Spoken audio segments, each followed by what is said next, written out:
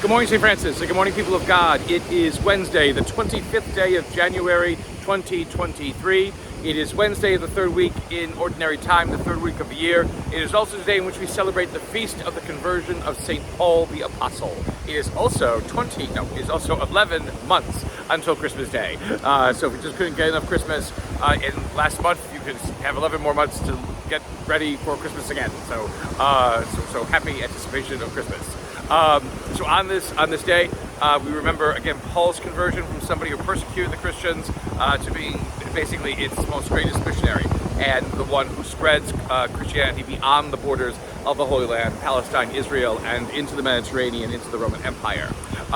Coming to you from Riceville Beach, where it is rough seas today. Storms are coming in. We have a continental shelf that unfortunately formed overnight that kind of separates where I'm standing from the lower stand over there. The blockade runner, as you can see, bad evil clouds over there, and then the blockade runner right behind us, where again the priests of the diocese are her priest assembly 2023. The readings for today are Acts of the Apostles. You have two accounts that you can choose from in that first reading. The first account is Acts 23, which is Paul's recounting of his conversion experience, which matches up quite nicely with the second choice from Acts 9, which is Luke's narration. If Luke is the author indeed of Acts of the Apostles, is Luke's narration of what happened to Paul on that road to Damascus. Both of them are similar. Both of them, so again, there's a continuity between them, which again shows the intentionality and possibility that actually it did occur. So the whole point being that one of the greatest persecutors, Paul was not the greatest persecutor of the Christians. He was perhaps a flunky, a high-ranking flunky, but just a flunky himself, and he was someone who stood by holding the cloaks of everyone who was stoning Stephen way back in the Acts of the Apostles. But he has this conversion experience. He has this transformation of mind and heart because of an encounter directly with Christ. The example of the Christians, unfortunately, was not enough to be able to help him change his mind about Christianity and stop persecuting Christians, but it was that direct encounter with Christ himself that changes everything, and that makes him into someone who he was not in the beginning, from a persecutor of Christians to someone who becomes its greatest advocate, the movement's greatest advocate.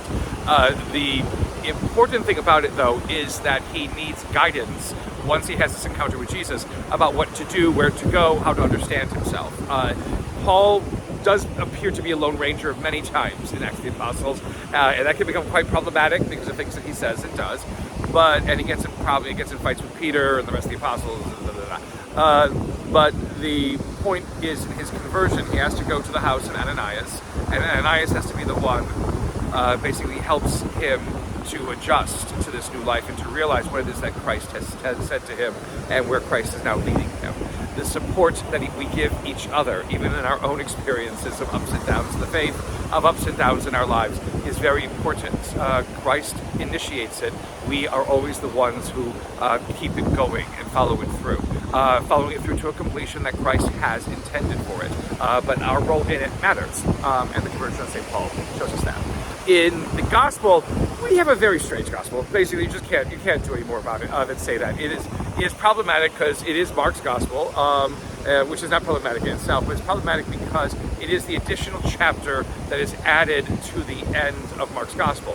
Remember, Mark's gospel ends with the angels at the empty tomb telling the women who have gone there that he is risen, go tell everybody, and they don't. They run away afraid because they can't understand what happened, and that's it.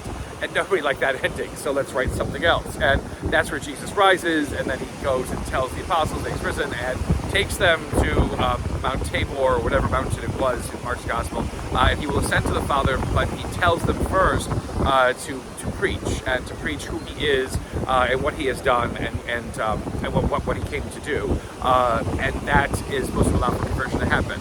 It then goes into this whole ordeal about this whole rigmarole about, yes, if you believe in me and you allow me, you have faith and everything else like that, you will drink deadly poison and handle poisonous snakes and everything will be fine. And no, it won't.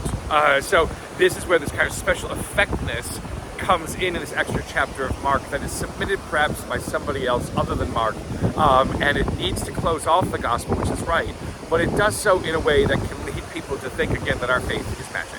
And it is not. It is not.